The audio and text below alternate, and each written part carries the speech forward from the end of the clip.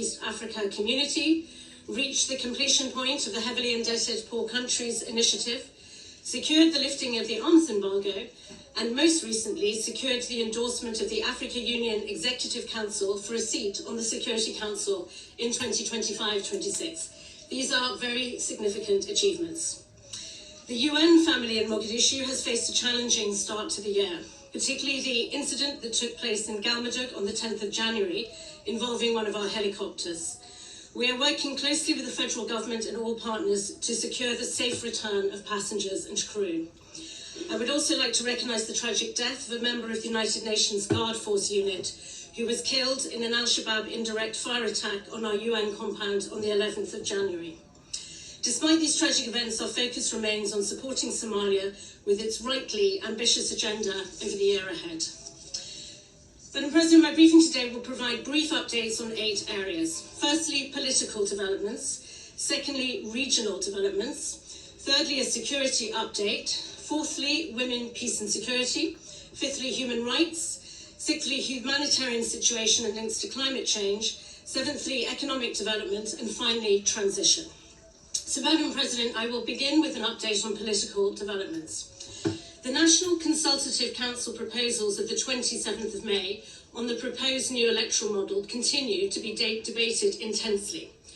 On the positive side, there is broad public support for the transition to one-person, one-vote elections.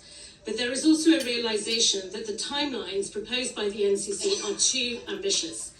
The UN is therefore working with the Ministry of Interior, Federal Affairs and Reconciliation to develop a realistic plan which will nevertheless ensure the momentum towards one person, one vote is maintained. We welcome the recent approval by Parliament of the procedural rules for constitutional changes. This now sets a clear pathway on process. It is now urgent to reach an inclusive consensus on the electoral framework, and on the Constitution we encourage all parties to engage in the spirit of compromise to finalise the process. Without an agreed constitution, Somalia remains vulnerable to perennial crises with no agreed rules of the game to enable resolution. I commend the people of the federal member state of Puntland on the peaceful conclusion of the electoral process on the 8th of January 2024. President Saeed Abdullahi Deni, the 6th president of Puntland, was re-elected by the Puntland State Assembly to a second term in office. The presence of President Hassan Sheikh Mahmoud and 3 federal member state presidents at the inauguration on the 25th of January was a positive signal. And we hope this has created the foundation for a reset of dialogue with full re-engagement of President Deni in the NCC process. The planned Garowe conference on the future of Somalia could be an important part of this reset, with the opportunity for wider consultation with key stakeholders, including women and youth. In Las Anud and the Sul region, the situation has remained calm since the violence of November 2023. There is, however, no formal ceasefire. We continue to urge all parties to work towards an immediate exchange of detainees, a commitment to understanding, which reportedly grants Ethiopia a 50-year lease on 20 kilometres of coastline in exchange for certain political and economic benefits to Somaliland. The full details of the MOU are not available, but public pronouncements have generated strong, hostile public reaction in Somalia. It is also worrying to see Al-Shabaab exploiting the situation as a tool for recruitment.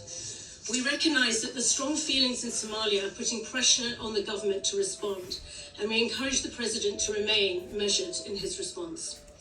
I echo the words of the Secretary-General, who has recalled that the Security Council has repeatedly affirmed its respect for the sovereignty, territorial integrity and unity of Somalia, and called for all parties to engage in peaceful and constructive dialogue, and to refrain from inflammatory words or actions that could further escalate tensions. The situation must be resolved through constructive dialogue. In that regard, it is disappointing that no significant progress was made at the recent Africa Union summit.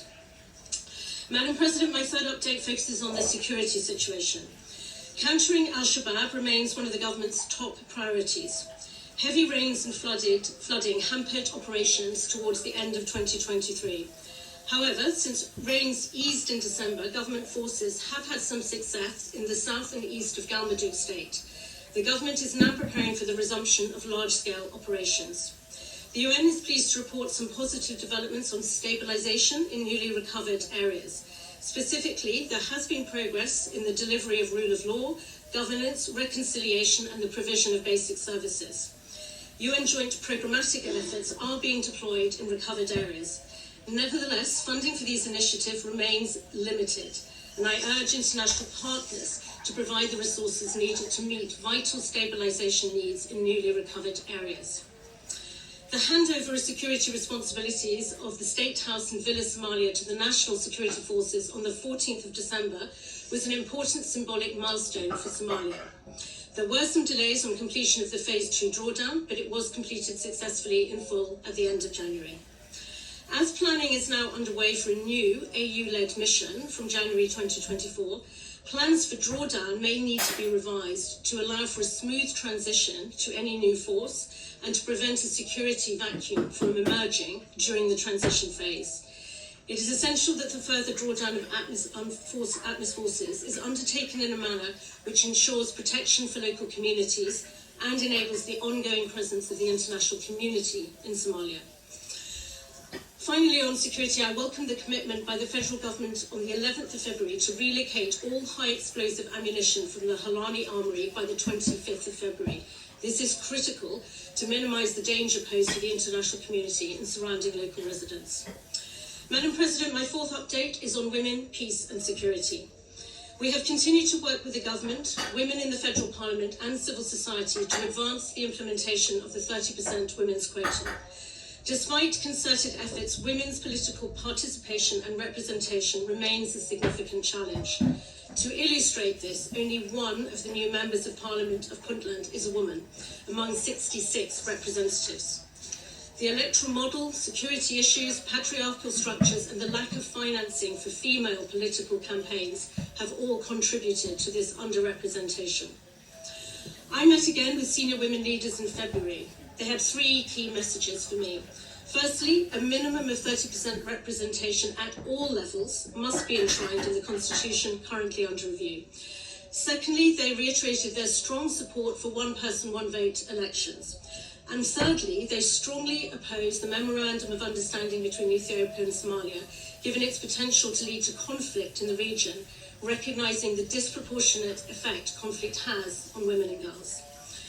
Madam President, my fifth update concerns human rights. On the legislative front, the Offences of Rape and Indecency Bill was approved by the Somali Cabinet. Defining a child as a person under the age of 18 years is a positive step. However, there are articles in the bill that are not aligned with international human rights standards. For example, the definition of rape must contain the element of consent as part of the crime, and the crimes of indecency must be clearly defined so that conduct that is prohibited and is punishable under the law is clear. The UN has offered technical assistance to promote compliance and is working with partners to advocate for the bill to be amended to comply with international human rights standards. I am concerned about the high number of children casualties due to explosive remnants of war and crossfire incidents, which has a particular impact on children.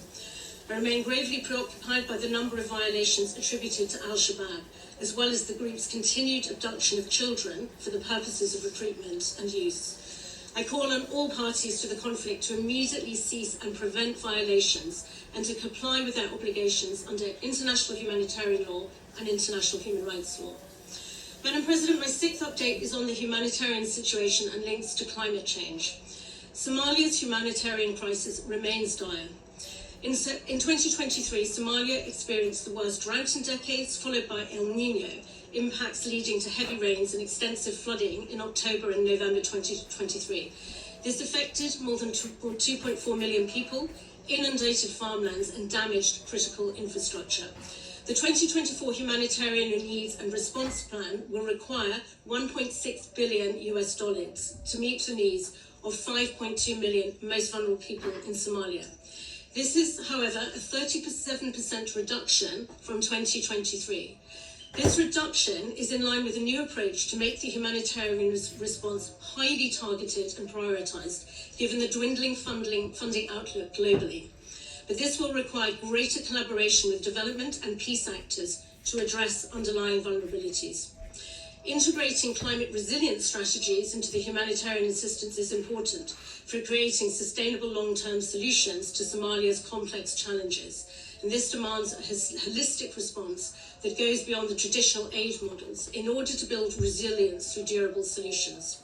Following the recent Committee of Parties, COP28, and the HIPC completion, there is significant momentum to advance access to climate finance to Somalia. Somalia also joined the task force to access climate finance, which should allow it to unlock funding pledged at COP28.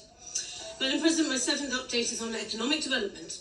I would like to congratulate the government and all partners that supported Somalia to successfully conclude the highly indebted poor country debt relief process in December. And it is encouraging that Somalia will access grant financing from the World Bank for another year. The UN supports the government's priorities on domestic revenue mobilisation, accountability and commitment to deliver social services for citizens. But on financing for state building, the UN is facing a huge shortfall for its strategically important joint programming. Without adequate funding, we will not be able to deliver the UN Sustainable Development Cooperation Framework, which is aligned with Somalia's National Development Plan. And I urge international partners to make adequate resources available to the Somalia Joint Fund. Last but not least, Madam President, I would like to update you on strategic aspects of transition planning. At the Security Conference in December, the federal government of Somalia presented its plan for the transition of full security responsibility to national ownership. International partners signalled their collective intention to support the federal government in countering insurgency and building a stable and prosperous future. As the ATMIS drawdown proceeds, Somalia has requested a new, repurposed and smaller AU mission focused on protection. This security umbrella will also be essential to enable the implementation of the UN mandate and the efforts of the wider international community in Somalia. The federal government of Somalia is requesting an involved UN logistics support package to strengthen national systems and capacity. The UNSOS independent review will explore how to achieve this in a way that strengthens the capacity of the Somali government. Predictable, sustainable funding for the new Africa Union mission is vital. We are working with the Africa Union and federal government to explore all potential funding modalities, including applying Resolution 2719 on the financing of Africa Union-led peace support operations. We are also working with the AU and partners to ensure our collective support to the security sector is more coherent and we establish more innovative, nimble, cost-effective ways of working. We recognise we must do business differently to ensure a more sustainable approach. Madam President, in conclusion, Somalia remains resilient and the federal government's commitment to its state-building agenda remains strong.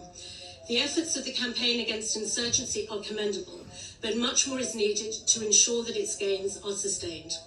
I would like to assure the people of Somalia of the UN's unwavering support towards the state-building agenda and to underscore that the support of this Council is central to Somalia's success. Through our collective support, Somalia is demonstrating that a country can emerge from prolonged conflict to one that delivers for its people and acts for a force for good in the region. Thank you, Madam President. Thank you, Alex.